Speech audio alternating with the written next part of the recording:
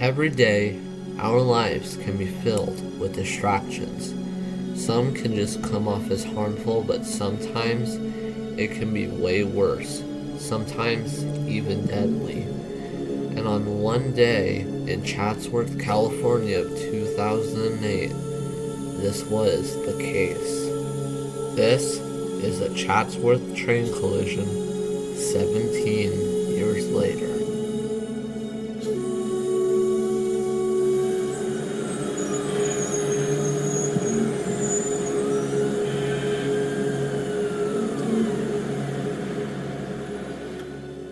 Robert M. Sanchez, who was 46 years old at the time, would start his 11-hour split shift. For those wondering, a split shift is basically where a person's work is split into two shifts. For Robert, his first began at 5:54 a.m. After finishing his first shift of the day, he went off duty at 9:26 a.m. His second shift would start around 3:03 p.m. After he returned, he prepared for his next run from LA Union Station to Moore Park on the Ventura County line. This train was run by the Southern California Regional Rail Authority, or SCAS, but more well known as Metrolink.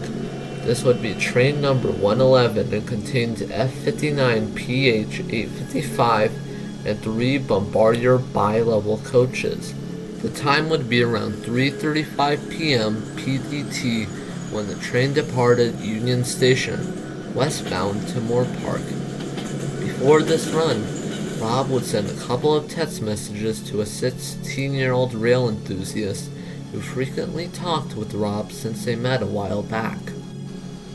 Meanwhile, further up the line, a Union Pacific train, nicknamed the Leesdale Local, was heading eastbound, departing Oxnard from a previous run that was completed. This train was run by two SD-70 Aces, 8485 and 8491, pulling 17 freight cars. This train's destination was Gemco, and had a 3-man crew containing an engineer, conductor, and brakeman.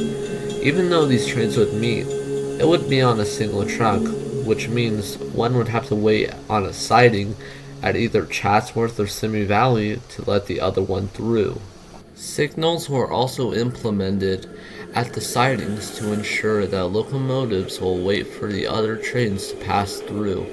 The system was even improved back in the 90s for Metrolink trains.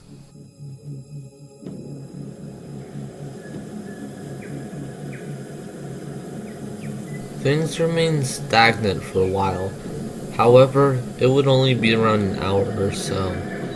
At Chatsworth, Rob would be scheduled to halt his train in the siding from the red signal to let the Leesdale Local slip through, unless it was waiting for it at Simi Valley. However, this did not go through with Rob, and instead, he proceeded past the signal, warning him not to enter the stretch of track, but it was already too late. The Leesdale Local was also coming up near Chatsworth without even realizing the danger ahead, and once it emerged from the last tunnel,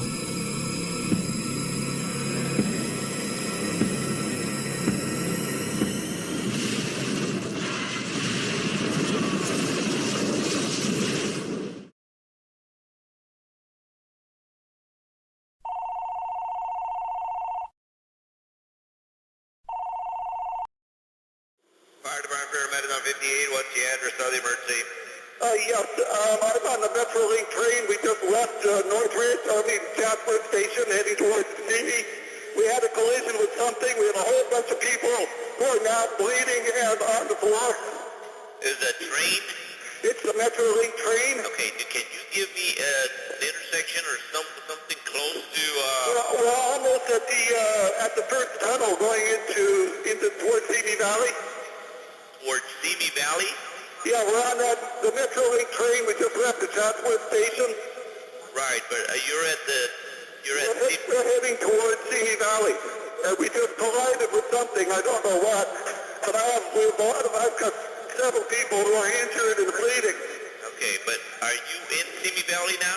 No, we're not. We are real close. We're just at the end of Chatsworth, probably. Tell them we hit a freight train. Oh.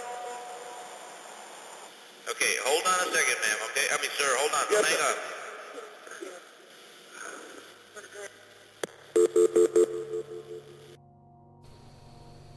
Both trains were approximately going around 40 miles per hour and collided head-on at 4:22 p.m. Both the lead units and the first coach of the Metrolink train toppled over onto their side, with the front end of 855 being crushed. The impact was so strong, in fact, 855 telescoped itself backward 52 feet into the first coach, igniting a fire. Many of the freight cars also derailed, with some damaging the cab of 8491. Many 911 calls were responded to, with the first one being at 4:23 p.m., picked up by the LA City Fire Department from a nearby resident. Dispatch categorized the call as a vehicle incident, but changed to a derail incident from the additional calls. The first responders were sent to the site from a residential area that lies near the railroad. Once the crew got to the scene after cutting through a backyard fence, the sight was devastating. Even the captain was horrified from everything he saw, and he immediately called for ambulances and other firefighters. But if that wasn't enough, he called in for all available search and rescue units. Many from the emergency workers responded on scene to rescue the injured and trapped people from the coaches. When extinguishing the fire, some firefighters heard a sound coming from the cab of UP 8485. It sounded like someone was pounding on the windshield, and when firefighters checked, they found the engineer and conductor inside the cab, trapped. Even though the brakeman escaped the wreckage from the rear cab door, it was more difficult for the two crew members in the lead unit. The right side door, which was the side of the engineer, was too high for them to reach, and the front cab door was blocked by the Metrolink train. The left cab door was also likely blocked, so they had to resort to breaking the windshield, which was unsuccessful. It was a long process, but firefighters managed to slice the rubber off from the windows to remove it, finally rescuing the crew.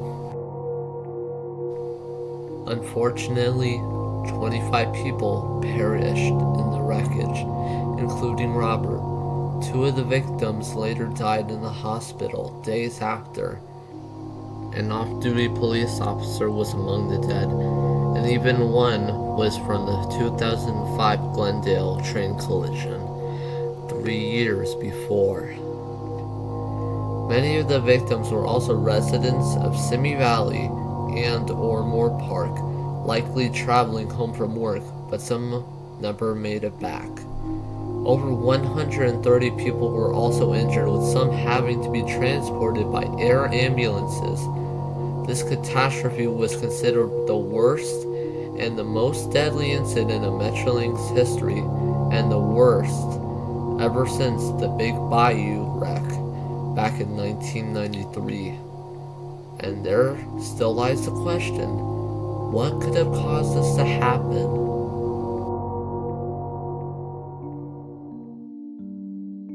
Beginning the investigation, NTSB looked for evidence on how all this could happen.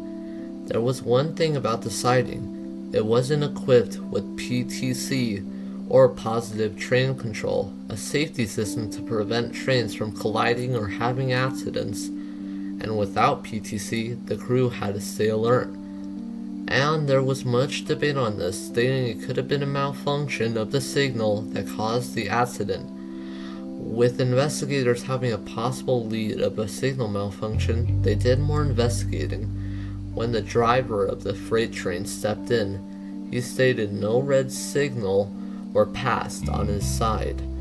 Evidence was from a footage of a camera inside the cab of the train so it couldn't have been a malfunction. The question still remained as the NTSB dug further into the crash, and they soon found out that Rob, the engineer of Metrolink Train 111, was quote-unquote texting while driving. And since this was during an operation of a locomotive, the policies for cell phone usage during this procedure is a big red flag. It stated that the people running the train are obligated to focus on the job. Although Rob's phone was never recovered, the railfan he was talking to did cooperate in the investigation and managed to recover most of the messages.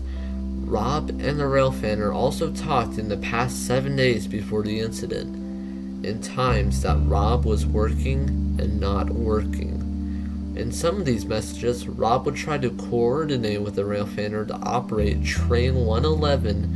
Later the same day, the accident happened at around 7:45 p.m., and Rob would pick the railfan up from Moore Park and until Montalvo.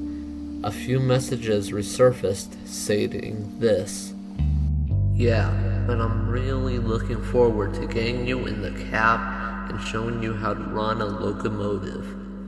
OMG, dude, me too. Running a locomotive, having all of that in the palms of my hands, it's a great feeling. And I'll do it so good from all my practice on the simulator. I'm gonna do all the radio talking, you're gonna run the locomotive, and I'm gonna tell you how to do it. The records on Rob's phone indicated that during 6:05 a.m. and 4:22 p.m., the day of the crash, he received a total of 95 text messages. Since Sanchez was a solo engineer, he would be obligated to report the signals to the conductor. The data reports show, however, the last two signals were never reported. The conductor even told that Sanchez reported the last signal at Chatsworth was green, which was likely a signal failure. Even bystanders told the signal was green. The NTSB, though, didn't buy it since these types of failures are rare, so this theory was rejected. With everything wrapped up, the NTSB concluded the probable cause was likely the failure of the Metrolink engineer to respond and stop at a red signal, most likely from being distracted by the use of a cell phone during work hours. In the end, the 3 locomotives and some rolling stock were damaged beyond repair, written off, and scrapped. After this incident, there were plans to implement PTC. In the same year, the Rail Safety Improvement Act of 2008 was launched to add PTC throughout the U.S. railroad network. It passed, so work to add a PTC was on. Most Class 1 railroad main lines were to add the system, including intercity and commuter lines, with a deadline of December 31st, 2015. However, most railroads had little to no work with implementing PTC, so the deadline was extended more. Another accident during this time, which was the Philadelphia train derailment of 2015, which was cited by the board as a factor in failing to implement PTC earlier. Metrolink was successful in adding PTC to its lines, and it's been active on over 300 miles the company owns, but plenty of track are from UP or BNSF. Not only that, but a few memorials were built throughout the line to commemorate the people that sadly lost their lives. After the first anniversary of the Chatsworth train collision, a ceremony was held at Stony Point Park.